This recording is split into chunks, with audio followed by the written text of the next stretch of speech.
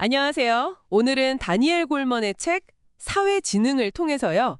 이 인간관계 이면에 숨겨진 과학을 한번 같이 들여다볼까 합니다. 네, 저희가 준비한 자료들을 보면서 우리가 다른 사람들과 어떻게 보이지 않게 연결되고 또 영향을 주고받는지 그 핵심 원리를 좀 파헤쳐 보려고 하는데요. 네, 반갑습니다. 아마 인간관계에 대해서 좀 더 깊이 이해하고 싶은 분들께는 아주 흥미로운 시간이 될 거라고 생각합니다.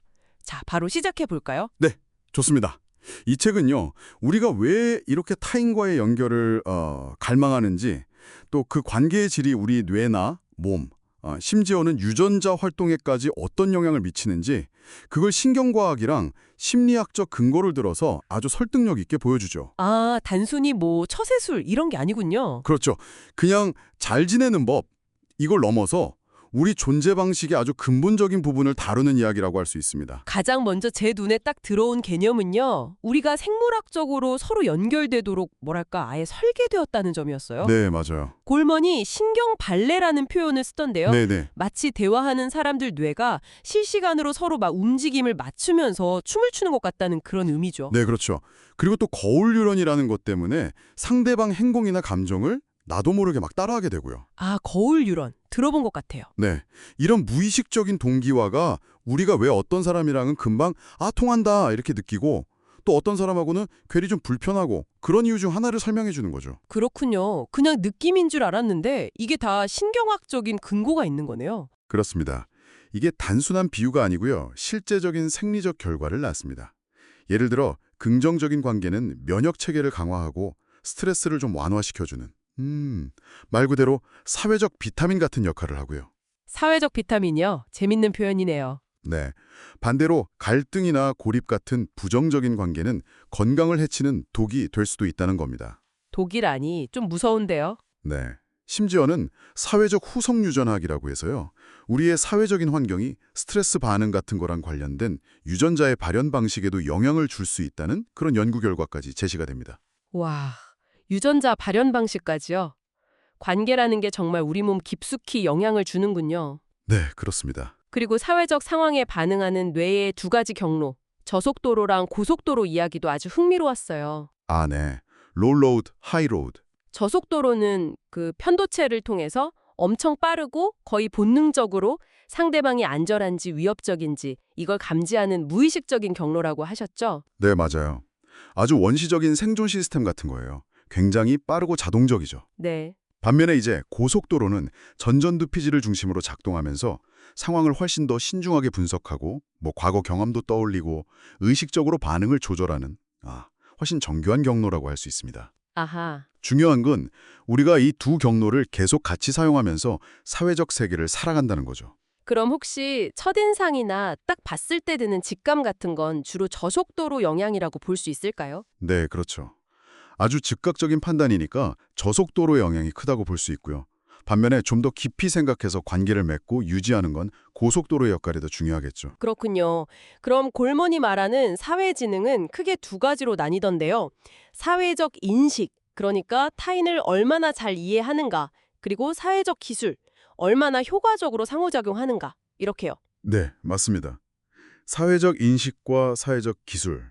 여기서 핵심은 역시 그 공감 능력인 것 같은데 감정 소통의 상당 부분은 책에서는 거의 90%까지도 얘기하던데 이게 표정이나 목소리 톤 같은 비언어적인 신호로 이루어진다고 하니까요. 그렇죠. 상대방의 이런 미묘한 신호들을 잘 읽는 게 관계의 질을 정말 좌우하겠네요. 정확합니다. 그래서 감정 전염 현상도 우리가 주목해야 하는데요. 감정 전염이요? 네, 말 그대로 감정이 마치 바이러스처럼 퍼져나간다는 거예요.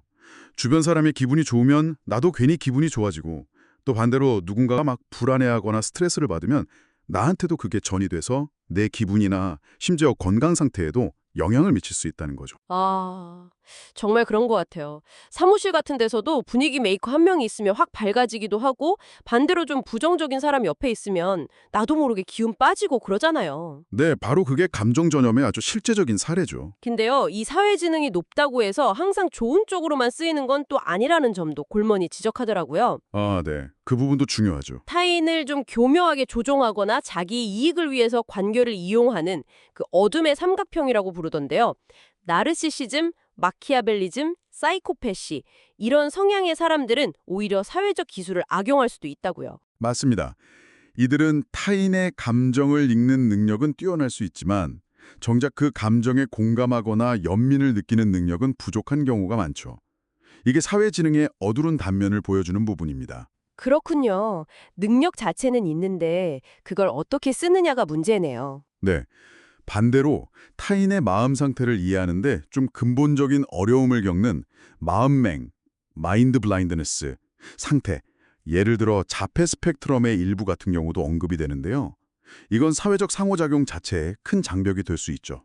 네. 결국 사회지능이라는 건 뭐랄까 양날의 검과 같아서 어떻게 사용하느냐가 정말 중요하다고 할 수 있습니다. 이런 사회지능은 당연히 뭐 직장 생활이나 리더십에도 큰 영향을 미치겠죠? 그럼요. 아주 중요하죠. 구성원들 감정을 잘 이해하고 신뢰를 쌓는 리더가 팀 사기나 성과를 높인다는 건 뭐 여러 연구를 통해서도 입증된 사실이고요. 네. 그런데 여기서 좀 흥미로운 지점이 이렇게 중요한 공감 능력이 요즘처럼 디지털 소통이 늘면서 오히려 약화될 수 있다는 우려도 측에서 제기되더라고요.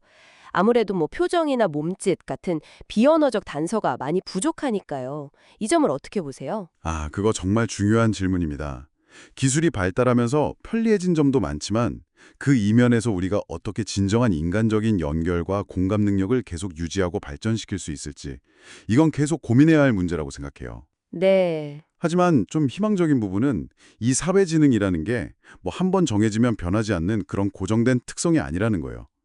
의식적인 노력과 연습, 그리고 적절한 환경을 통해서 충분히 배우고 향상시킬 수 있는 능력이라는 점이죠. 아, 배울 수 있다니 다행이네요. 네, 그렇습니다. 라는 게 단순한 뭐 감정의 문제가 아니라 뇌과학과 심리학에 아주 깊이 뿌리내린 복잡하면서도 또 필수적인 과정이라는 걸 다시 한번 확인했습니다. 그렇죠. 우리가 생각보다 훨씬 더 깊이 서로 연결되어 있고 또 그 연결의 질이 우리 삶 전반에 정말 큰 영향을 미친다는 걸 다시 한번 생각해 보게 되네요. 네, 결국에는 타인을 이해하고 또 공감하고 건강한 관계를 맺는 능력, 즉 사회지능이 행복하고 성공적인 삶의 어떤 핵심 동력이라는 메시지입니다. 그리고 중요한 건 이 능력이 개발될 수 있다는 거고요. 자, 오늘 나눈 이야기들을 한번 떠올려 보시면서요. 다음번에 누군가와 대화하실 때 당신과 상대방 사이에 오가는 그 보이지 않는 신호들, 그 신경 발레를 한번 의식해 보시는 건 어떨까요? 네, 그 작은 자각 하나가 당신의 관계에 어떤 새로운 차원을 열어줄지도 모릅니다.